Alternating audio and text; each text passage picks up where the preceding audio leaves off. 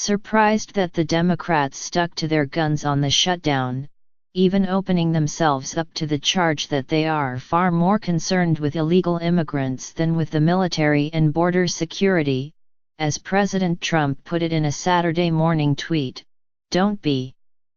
It's been coming for a while." And while liberals should cheer it in the short term, all citizens should be aware of the potential long-term stakes for the Republic of the Democrats becoming more a mirror image of the Republican Party. First, let's establish that we agree that this is not your father's Democratic Party. Democratic leaders of a generation ago would have been paralyzed with fear at being branded the way Mr. Trump described them this weekend. Part of the change is grounded straightforwardly in public opinion. 20 years ago the polling on Dreamers would surely have been very different.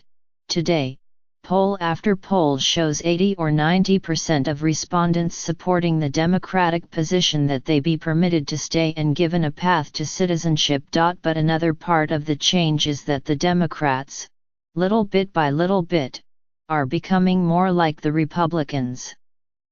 Critics of our polarized conditions who have blamed both parties equally don't understand that the parties are fundamentally different creatures. The Republican Party is a movement party. The Democratic Party is not. Go back 40 years, and the Republicans were a historically typical American political party, that is, a jury-rigged coalition that had moderates and conservatives and even a few actual liberals. But conservatives started to dominate in Ronald Reagan's time. Then, by about 20 years ago, the conservative movement swallowed the Republican Party, and it's been masticating on it ever since. Democrats have been a different story. They lost their Southerners to the Republicans, so they became more liberal. But they were not subsumed whole cloth by a liberal movement. There was no liberal movement to speak of in the 1990s. Indeed, there was an anti-liberal movement, the neoliberal, third way program that sought to distance itself from the old liberalism. The Democratic Party of today is still that coalition of liberal and center. Some statistics bear out the differences. In their important 2016 book Asymmetric Politics, the political scientists Matt Grossman and David A. Hopkins cite some research from roughly 2008 to 2014 showing that rank-and-file Republicans are much more ideologically demanding than Democrats.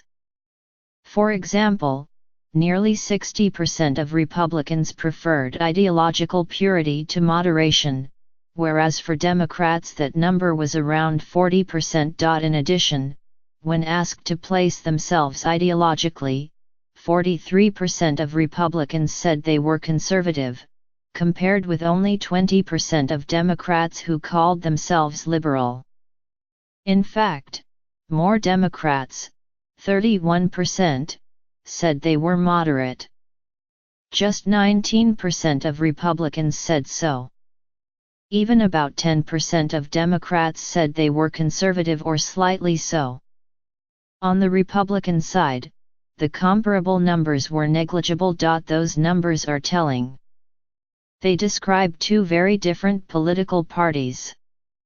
But they're also a few years old. And I bet they're changing. They started changing in the latter part of the Obama era, as rank-and-file Democrats became impatient for their party's leaders to endorse much bolder approaches to inequality and other economic challenges, an impatience that drove the enthusiasm behind Bernie Sanders's campaign. And since Mr. Trump has been president, rank-and-file Democrats have become energized and aggressive in ways we've not seen in 50 years. Chuck Schumer, the Democrats' leader in the Senate, is not himself a to-the-barricades kind of guy. But in the wake of the 2016 election, he's been attuned to where things are headed. He added Mr. Sanders to an expanded leadership team. In last year's contest for a new chairman of the Democratic National Committee, Mr. Schumer backed Representative Keith Ellison, the favorite candidate of the Sanders wing. And now, he has led his party into a possibly risky government shutdown. It's not because he's a different person than he once was, or because he's somehow tougher than his predecessor, Harry Reid. It's because the Democratic base demands it, in a way that base would not have, I believe, a decade or so ago. For now, liberals should cheer this unreservedly.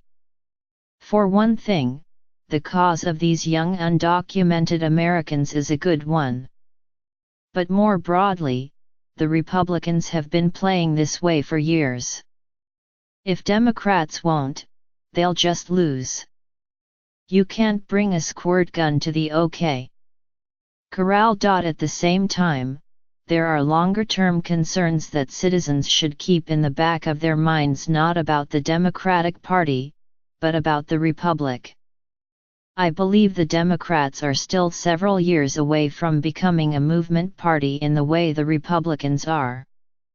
And it's not necessarily fated to happen, for a host of reasons, ranging from psychological differences between liberals and conservatives to the simple fact that there just aren't as many liberals in the United States as there are conservatives.